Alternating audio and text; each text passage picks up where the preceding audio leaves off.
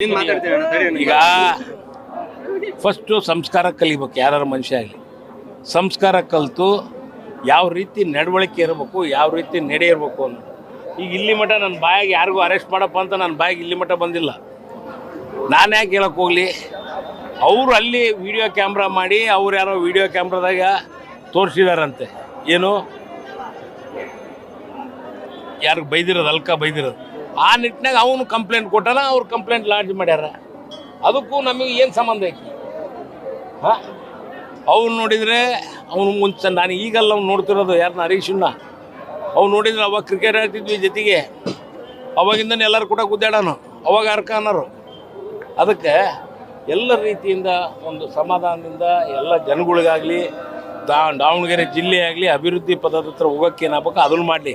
ಅದು ಬಿಟ್ಟು ಅವನು ಹರಿಹರ ಕ್ಷೇತ್ರ ಬಿಟ್ಟು ಈಗ ಅರಣ್ಯರ್ದಾಗ ಮಣ್ಣಾರು ಬಂದಿದ್ರು ಬೆಳಿಗ್ಗೆ, ನಮಗೆ ಮಣ್ಣು ಹೊಡಿಯೋಕೆ ಯಾವುದು ಇಟಿಗೆ ಬಟ್ಟಾರು.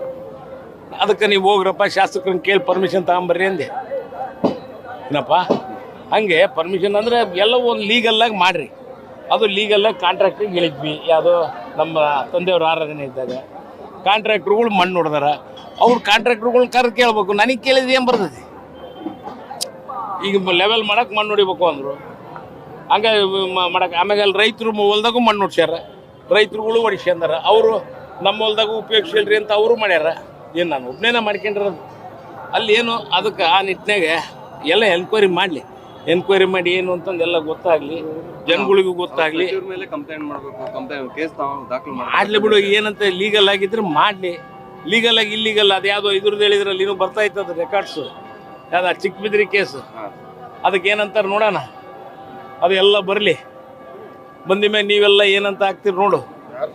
ಯಾರು ಯಾವ ಸುಳ್ಳು, ಯಾರು ನಿಜ, ಏನು ಇದೇನು ರಾಜಕೀಯವಾಗಿ ಬೆಳೆ ಬೇಸಿಗೆನಾಗ ಮಾಡ್ತಿದ್ರು ಏನು? ಈಗ ಇಷ್ಟು ದಿವ್ಸ ಇರಲಿಲ್ಲಪ್ಪ MP ಮಾಜಿ, ಈಗ ಯಾಕೆ ಎದ್ದು ಬಂದ್ಬಿಟ್ಟಾರ ಹಂಗೆ ಗರಿ ಗರಿ ಹಂಗೆ ಹಾಕ್ಯಂಡು. ಏನು ಬೈ ಎಲೆಕ್ಷನ್ ಬಂತನ್ನ, ಬೈ ಎಲೆಕ್ಷನ್ ಎಲ್ಲ ಊರಿಗೆ ಕಳಿಸಿದ್ವಿ ಅವ್ರನ್ನ. ಅದು ಬರಬಾರ್ದು.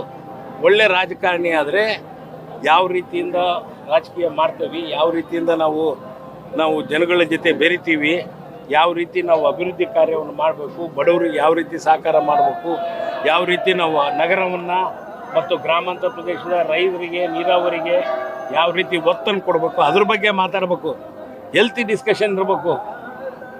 ಹೆಲ್ತಿ ಡಿಸ್ಕಷನ್ ಬಿಟ್ಟು ಇವು ಯಾವ ಅಂತಾರಲ್ಲ, ಕೆಲಸಕ್ಕೆ ಬರಲ್ದವು ತಗೊಂಬಂದು ಈಗ ಬೈ ಎಲೆಕ್ಷನ್ ಬರ್ತಾ ಇತ್ತಲ್ಲ, ಅದಕ್ಕೆ ಸಿಂಪತಿ ಕ್ರಿಯೇಟ್ ಮಾಡೋಕೆ ಇವೆಲ್ಲ ನಾಟಕಗಳು.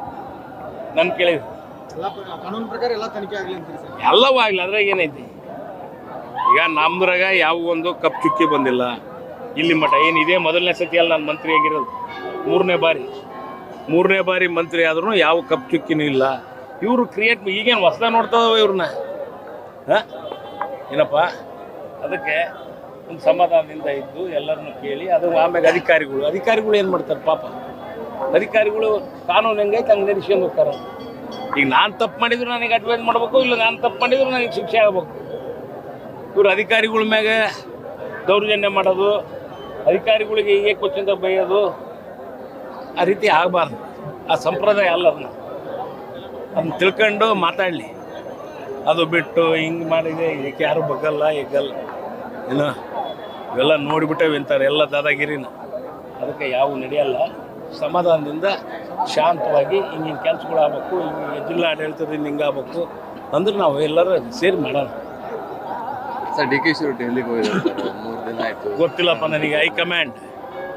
ಹೈಕಮಾಂಡ್ ಬಿಟ್ಟು ಅಲ್ಲ ಸರ್, ನಿಮ್ಮ ಶಾಸಕರು ಹೇಳ್ತಾರೆ CM ಆಗ ಎಲ್ಲ ಲಕ್ಷಣಗಳಿದಾವೆ. ನೋಡಪ್ಪ, ಹೈಕಮಾಂಡ್ ಅಪ್ಪ. ಈಗ ಸಿದ್ದರಾಮಯ್ಯನವ್ರು ಅದಾರ, ಈಗ ಸಿದ್ದರಾಮಯ್ಯನವ್ರು ಮುಖ್ಯಮಂತ್ರಿಗಳು ಅದಾರ.